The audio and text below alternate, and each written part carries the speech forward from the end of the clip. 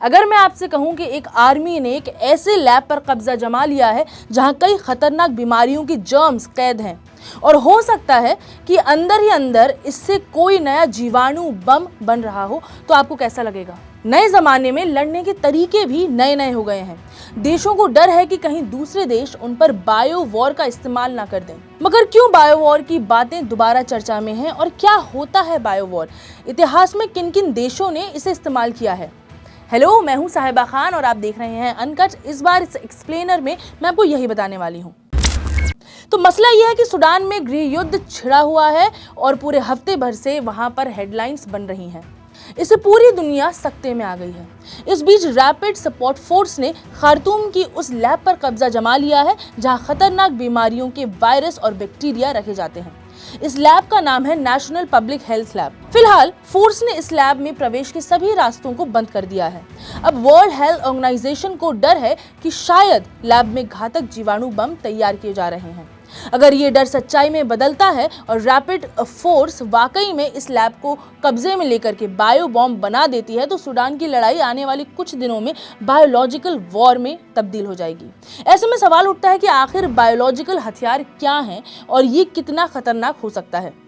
आसान भाषा में कहा जाए तो जैविक हमला या बायोलॉजिकल वॉर का मकसद आम युद्ध की तरह ही दुश्मन को हराना या कमजोर कर देना है, लेकिन इसके लिए बारूद या किसी दूसरे ट्रेडिशनल हथियारों का इस्तेमाल नहीं किया जाता है।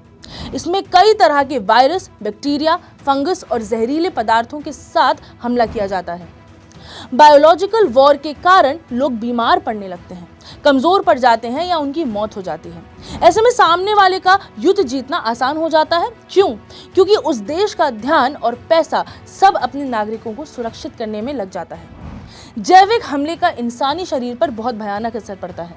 अक्सर इसका असर आने वाली कई पीढ़ियों तक देखा जा सकता है। कई मामलों में लोग विकलांग और साथ साथ मानसिक बीमारियों के साथ भी ग्रस्त पैदा होते हैं। बायो वॉरफेयर टूल कम समय में बहुत बड़े इलाके में तबाही मचा सकता है। उदाहरण के तौर पर कोरोना वायरस को ही ले लीजिए। दरअसल चीन पर आरोप है कि इस देश ने वुहान के लैब से कोविड वायरस को दुनिया भर में फैलाया है। इस संक्रमण ने पूरी दुनिया में करोड़ों लोगों की जान ले ली है।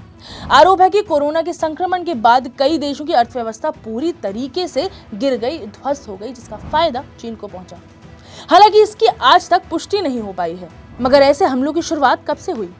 जैविक हमले की शुरुआत कब और कहां से हुई, इसका कोई पुख्ता सबूत तो मिला नहीं, लेकिन साल 1347 में जैविक हमले का सबसे पहला मामला दर्ज किया गया था। मंगोल सेना ने यूरोप जा रहे जहाज में प्लेग के जीवाणु और प्लेग वायरस से संक्रमित चूहे डाल दिए थे। कहा जाता है कि जब ये जहाज इटली के सिसिली बंदरगाह पहुंचे तो इसमें सवार सभी लोग मारे जा चुके थे। जो कुछ लोग जिंदा थे वो खून की उल्टियां कर रहे थे। जहाज से शुरू हुआ प्लेग का संक्रमण जल्द ही सिसिली के रास्ते से Spain, England, France, Austria, Hungary, Switzerland, Germany, Scandinavia और बाल्टिक जैसे कई देशों तक पहुंच गया। उस वक्त प्लेग ने करोड़ों लोगों की जान ली थी। कहा जाता है कि प्लेग ने यूरोप की लगभग 1/3 आबादी को मार डाला था। बाद में उन जहाजों को डेथ शिप कहा गया। आपको बताती चलूं कि फर्स्ट वर्ल्ड वॉर, पहले विश्व युद्ध में भी जैविक हमला हुआ था। फर्स्ट वर्ल्ड वॉर के दौरान जर्मनी ने एंथ्रैक्स और हैजे से संक्रमित शवों को दुश्मन देश के इलाके में फेंका। दुश्मन देश का कोई भी व्यक्ति जैसे ही इन शवों के संपर्क में आता था वो भी संक्रमित हो जाता था। कहा जाता है कि उस वक्त जर्मन सेना के इस हमले का रूस के सेंट पीटर्सबर्ग पर भारी प्रभाव पड़ा। फिर रोक लगाने की हुई कवायद। पहले विश्व युद्ध के खत्म होने के बाद साल 1925 जेनेवा प्रोटोकॉल बनाया गया। इस प्रोटोकॉल पर 108 देशों ने दस्तखत किए। जेनेवा प्रोटोकॉल का साफ मकसद था कि आने वाले समय में देशों को जैविक या फिर केमिकल युद्ध से बचाना। हालांकि ऐसा हुआ नहीं। सेकेंड वर्ल्ड वॉर के दौरान जापान ने इसी प्रोटोकॉल को तोड़ा और चीन के खिलाफ जैविक हमला किया। साल 2001 में भी हुआ था जैविक हमला। साल 2001 के सितंबर महीने में न्यूयॉर्क में हुए आतंकी हमले के बाद वहां जैविक हमला किया गया। दरअसल हमले के बाद अमेरिका के कुछ पत्रकारों और नेताओं को ऐसी चिट्ठियां मिली जिसे छूने के बाद वो बीमारी का शिकार होने लगे। कुछ आतंकवादियों ने अमेरिकी कांग्रेस के कार्यालय में भी एंथ्रैक्स बैक्टीरिया से संक्रमित चिट्ठियां भेजी थी, जिसे छूने के बाद 5 लोगों की मौत हो गई थी। ये देश गुपचुप तरीके से बना चुके हैं जैविक हथियार। दुनिया के अब कई देशों के पास जैविक हथियार हैं। इन देशों में जापान, अमेरिका, जर्मनी, कनाडा, रूस, चीन जैसे 17 देश शामिल हैं। एक समय था जब जर्मनी के पास सबसे ज्यादा बायो वेपन हुआ करता था। साल 2022 में अमेरिकी रक्षा विभाग पेंटागन की एक रिपोर्ट में बताया गया था कि चीन लगातार अपना बायोलॉजिकल इंफ्रास्ट्रक्चर तैयार कर रहा है।